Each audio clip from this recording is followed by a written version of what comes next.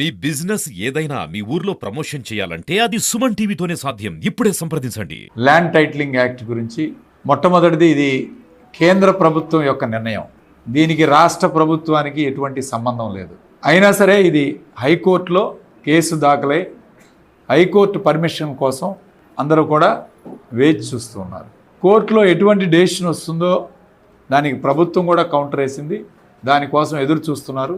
అయితే దీని మీద సోషల్ మీడియాలో జగన్మోహన్ రెడ్డి గారు మా దగ్గర నుంచి ఆస్తులు దోచుకోవడానికి, ఈ భూమిని దోచుకోవడానికి ఆయన ప్రయత్నం చేసే కారణంగానే ఈ ల్యాండ్ టైటిలింగ్ యాక్ట్ అనేది తీసుకొచ్చారనేది తెలుగుదేశం పార్టీ ఈరోజు సోషల్ మీడియాలో కానీ ఇతర ద్వారాలో ఒక జీవో కూడా ఇష్యూ అయిపోయింది. ఆ జీవో నెంబర్ కూడా వేశారు. ఆ జీవో కూడా ఇష్యూ అయిపోయిందని ఒక దుష్ప్రచారం చేస్తూ ఉన్నారు. కేవలం జగన్మోహన్ రెడ్డి గారి వ్యక్తిత్వం మీదనే టార్గెట్ చేసి వీళ్ళు ఆ వ్యక్తిత్వాన్ని కించపరిచే విధంగా ఈరోజు తెలుగుదేశం పార్టీ వాళ్ళు మాట్లాడటం సరైన పద్ధతి కాదు. ఇదే జగన్మోహన్ రెడ్డి గారు నిజంగా ఆస్తులు దోచుకోవాలనుకుంటే ఆయనకు అధికారం వచ్చి 5 సంవత్సరాలు అయింది. 5 సంవత్సరాల క్రితం చేయాలనుకుంటే చేసుకునేవాడు. ఇప్పుడు ఎందుకు వచ్చింది? ఎలక్షన్ ముందు ఎందుకు వచ్చింది ఇది? అంటే ఎలక్షన్ కోడ్ వచ్చిన తర్వాత అసలు జరిగిద్దా ఇది? ఒక జియో ఇష్యూ అనేది ప్రభుత్వం చేస్తుందండి ఎలక్షన్ కోడ్ వచ్చిన తర్వాత. ఏమిటి మాట్లాడుతున్నారు? ఈ సోషల్ మీడియాలో ఫేక్ జీవోలు, ఫేక్ స్టేట్మెంట్లు పెట్టడం ఒక ఆనవాయితీ అయిపోయింది. దీనిలో భాగంగానే ఈరోజు జగన్మోహన్ రెడ్డి గారి మీద ఒక ఎందుకంటే క్లియర్గా ఏ సర్వేలో కూడా కూటమి గెలవట్లేదు. అన్ని సర్వేల్లో 17 సర్వేల్లో జగన్మోహన్ రెడ్డి గారు గెలుస్తున్నారు. ఈయన్ని ఏ విధంగా ఇంకా మేము గెలవాలి అని ఒక దుష్ప్రచారం చేయాలన్న ఆలోచనతో ఈరోజు చేస్తున్నారు. జగన్మోహన్ రెడ్డి గారు నిజంగా భూమిని తీసుకోవాలనుకుంటే ఈరోజు రీసర్వే ఎందుకు పెట్టారండి? రీసర్వే అనే కార్యక్రమం 100 సంవత్సరాల క్రితం బ్రిటిష్ ప్రభుత్వం, ఇప్పుడే కొండపల్లి గారు చెప్పినప్పుడు ఆ లార్డ్ కార్న్వాల్ ఆయన ఉన్నప్పుడు తెచ్చిన రీసర్వే ఇప్పటి వరకు కూడా అదే ఉన్నాయి. ఇప్పుడు రీసర్వే ఎందుకు చేపిస్తున్నాడు జగన్మోహన్ రెడ్డి గారు? మీ టైటిల్ బాగుండాలి, మీ ఆస్తి మీకు దక్కాలి అని చెప్పి ప్రజల కోసం, ఈరోజు రైతుల కోసం అసలు గవర్నమెంట్ ల్యాండ్ ఎక్కడైనా ఉంటే దాన్ని ఏ విధంగా వినియోగించుకోవాలి, ఎవరికి ఇవ్వాలి. ఈరోజు ఎంతోమంది దళితులు అసైన్ ల్యాండ్ ఉంటే ఎవడూ రెగ్యులైజ్ చేయలేదు ఈ రాష్ట్రంలో. ఎవరూ రెగ్యులైజ్ చేయలేదు. డీకే పట్టాలను రెగ్యులైజ్ చేసిన ఏకైక ముఖ్యమంత్రి జగన్మోహన్ రెడ్డి గారు. 20 సంవత్సరాలు మీరు ఆ పొలంను కానీ పండించుకుంటే మీకు పూర్తి హక్కులు కల్పించిన వ్యక్తి జగన్మోహన్ రెడ్డి గారు. 1000 ఎకరాలు ఈ రాష్ట్రంలో దళితులకి ఈరోజు హక్కు కల్పించిన వ్యక్తి జగన్మోహన్ రెడ్డి గారు. మరి దోచుకునేవాడైతే దోచుకునేవాడు కదా, ఇవన్నీ తీసుకునేవాడు కదా.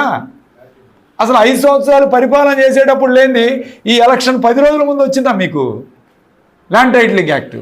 ఇవాళ ఈ రాష్ట్రంలో ఎస్టీలకి రిజర్వ్ ఫారెస్ట్లో భూ హక్కులు కల్పించిన వ్యక్తి ROFR చట్టాన్ని తీసుకొచ్చి అక్టోబర్ 2వ తారీఖు గాంధీ జయంతి రోజున ఈరోజు భూమిని పంపిణీ కార్యక్రమం చేసింది ఎస్టీలకి జగన్మోహన్ రెడ్డి గారు కాదా అని అడుగుతున్నాను. నువ్వు 40 సంవత్సరాల ఇండస్ట్రీ, 14 సంవత్సరాలు ముఖ్యమంత్రి ఉన్నావు కదా, ఎప్పుడైనా ఇలాంటి చట్టాల గురించి ఆలోచించావా? ఇలాంటి పనులు ఎవరైనా పేదవాళ్ళకి చేసావా? దళితులకి, ఎస్టీలకి చేసావా? ఇవన్నీ చేయకుండా ఇవాళ 10 రోజులు ఎలక్షన్ ముందు నీకు ల్యాండ్ టైటిలింగ్ యాక్ట్లు, లేకపోతే జగన్మోహన్ రెడ్డి గారు దోచుకున్న దుష్ప్రచారం కోసం ఈరోజు ఒక నింద వేసే కార్యక్రమం చేస్తారా? ఇంత దుర్మార్గ పనులు చేసే కార్యక్రమం. ఈరోజు రీసర్వే చేస్తూ వాళ్ళ పేరు మీద డిజిటలైజేషన్ కూడా చేసి వాళ్ళకి హక్కులు కల్పించి వాళ్ళు ఎక్కడో అమెరికాలో ఉన్నా లేదా ఇతర రాష్ట్రాల్లో ఉన్నా వాళ్ళకి ఎక్కడ భూమిలో ఎవరున్నారు ఏంటి అని పర్ఫెక్ట్గా వాళ్ళకి డిజిటలైజేషన్ కూడా చేసి ఈ ప్రభుత్వం చేస్తుంది తప్ప అది కూడా ఆంధ్రప్రదేశ్ రాష్ట్రంలో సర్వే సంస్థలకు ఇవ్వలేదు. సర్వే ఇన్స్టిట్యూట్ ఆఫ్ ఇండియా వాళ్ళకి హక్కులు ఇచ్చాం రీసర్వే. ఇక్కడి నుంచి డ్రోన్స్ ద్వారా తీసి రీసర్వే అంతా కూడా అక్కడికి పంపిస్తే ఫోటోలు వాళ్ళు మ్యాపింగ్ చేసి ఇక్కడ పంపిస్తున్నారు. ఒక రిప్యూటెడ్ సంస్థ, ప్రభుత్వ సంస్థకి హ్యాండ్ ఓవర్ చేశారు. ఇదేదో ఆషామాషిగా ఓ ప్రైవేట్ సంస్థకో లేకపోతే ఎవరికో ఇచ్చి చేయమని చెప్పలేదు మేము.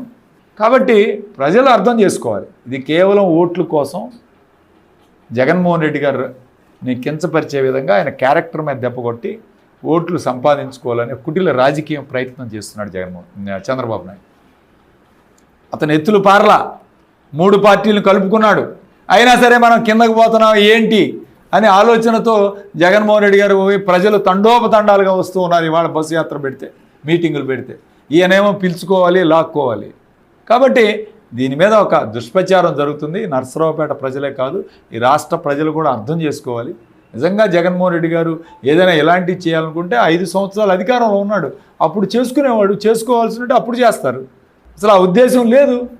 అసలు సర్వే తీసుకొచ్చారు, రీసర్వే తీసుకొచ్చారు, దళితులకు హక్కులు కల్పించాం, ఎస్టీలకు హక్కులు కల్పించాం. ఎందుకు రాజధాని భూమిలో, రాజధాని ప్రాంతంలో ఆ యొక్క నదీ ఒడ్డున ఉండే భూములు ఎస్సీలకు ఇస్తే ఆ భూములని కొన్నది ఎవరంటే తెలుగుదేశం పార్టీ నాయకులు కదా. చాలామంది తెలుగుదేశం పార్టీ నాయకులు కొనుక్కున్నారు, వాళ్ళ దగ్గర కొనుక్కొని ప్రభుత్వానికి అమ్మారు.